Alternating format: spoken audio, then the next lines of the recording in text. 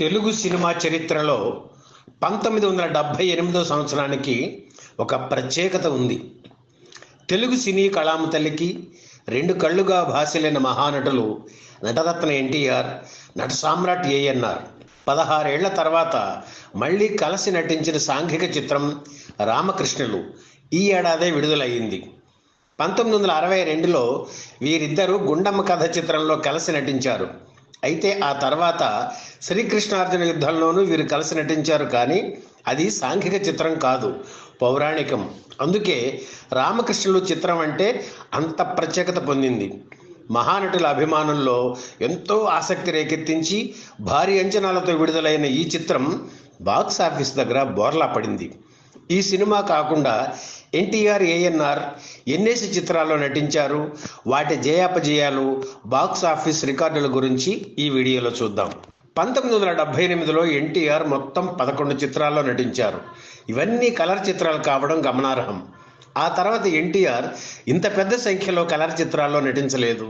ఇది ఒక రికార్డ్ అని చెప్పాలి.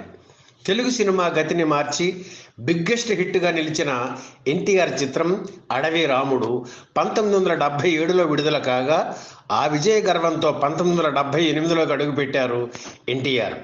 ఆ ఏడాది ప్రారంభంలోనే విడుదలైన సతీ సావిత్రి చిత్రం ఆయనకు తొలి ఫ్లాప్ అందించింది. ఇందులో ఎన్టీఆర్ యముడిగా నటించారు. కళాభినేత్రి వాణిశ్రీ సతీ సావిత్రిగా, రెబల్ స్టార్ కృష్ణంరాజు సత్యవంతుడిగా నటించారు.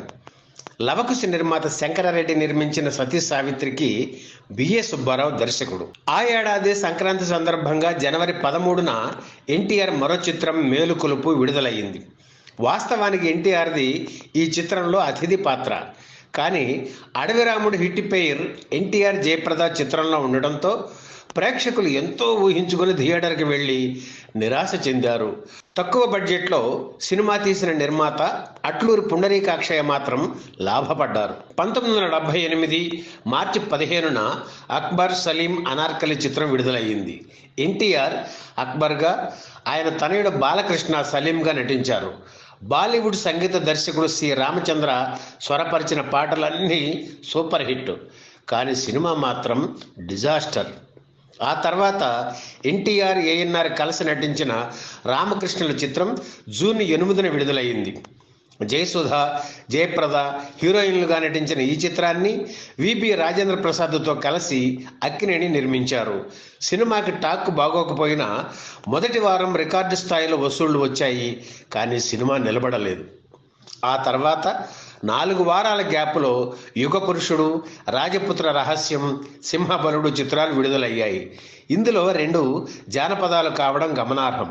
ఈ 3 చిత్రాలు మొదటి వారం 20 లక్షల రూపాయలకు పైగా వసూలు చేసి ఎన్టీఆర్ స్టామినా ఏమిటో చాటి చెప్పాయి.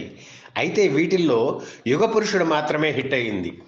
రామ, రావణ పాత్రలను ఎన్టీఆర్ పోషించిన శ్రీరామ పట్టాభిషేకం చిత్రం సెప్టెంబర్ 7న విడుదలయ్యింది. ఈ చిత్రం దారుణంగా దెబ్బతింది. అదే సమయంలో శోభన్ బాబు నటించిన సంపూర్ణ రామాయణం చిత్రాన్ని రిలీజ్ చేయడంతో అది మళ్ళీ బాగా ఆడింది. ఎన్టీఆర్ తొలిసారిగా దేశం దాటి వెళ్ళి నటించిన తొలి చిత్రం సాహసవంతుడు. ఈ చిత్రానికి మంచి ఓపెనింగ్స్ వచ్చినా ఆడలేదు. హిందీ చిత్రం విశ్వనాథ్ ఆధారంగా ఎన్టీఆర్ నటించిన లాయర్ విశ్వనాథ్ చిత్రం నవంబర్ 17న విడుదలైంది. యావరేజ్గా ఆడిన రెవెన్యూ పరంగా ఓకే. 1978లో రాఘవేంద్రరావు దర్శకత్వంలో ఎన్టీఆర్ నటించిన రెండవ చిత్రం కేడీ నంబర్ 1 డిసెంబర్ 15న విడుదలైంది. హిందీ చిత్రం 10 నంబర్కి ఇది రీమేక్, కమర్షియల్ హిట్ అయింది. నట సామ్రాట్ ఏఎన్ఆర్ 1978లో 5 చిత్రాల్లో నటించారు. వీటిల్లో చిలిపి కృష్ణుడు చిత్రం జనవరి 11న విడుదలైంది. వాణిశ్రీ ద్విపాత్ర అభినయం చేసిన ఈ చిత్రానికి బోయిన సుబ్బారావు దర్శకుడు, డి రామానాయుడు నిర్మాత. ఈ సినిమా సూపర్ హిట్ అయింది. ఆ తర్వాత విచిత్ర జీవితం చిత్రం ఏప్రిల్ 14న విడుదలైంది. వాణిశ్రీ, జయసుధ హీరోయిన్లుగా నటించిన ఈ చిత్రం యావరేజ్గా ఆడింది. ఆ తర్వాత రామకృష్ణుల చిత్రం వచ్చింది. అక్కినేని దర్శకరత్న దాసరి నారాయణరావు కాంబినేషన్కు శ్రీకారం చుట్టిన దేవదాసు మళ్ళీ పుట్టాడు ఈ ఏడాదే విడుదలైంది. వాణిశ్రీ, జయప్రద హీరోయిన్లు. తొలివారం 18 లక్షలు వసూలు చేసి అక్కినేని చిత్రాల్లో రికార్డు నెలకొల్పింది. అయితే సినిమా నిలబడలేదు.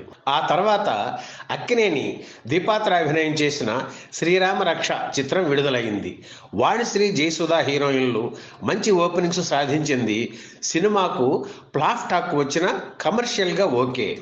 ఈ వీడియో మీకు నచ్చితే లైక్ చేయండి, షేర్ చేయండి, వెంటనే సబ్స్క్రైబ్ కూడా చేయండి.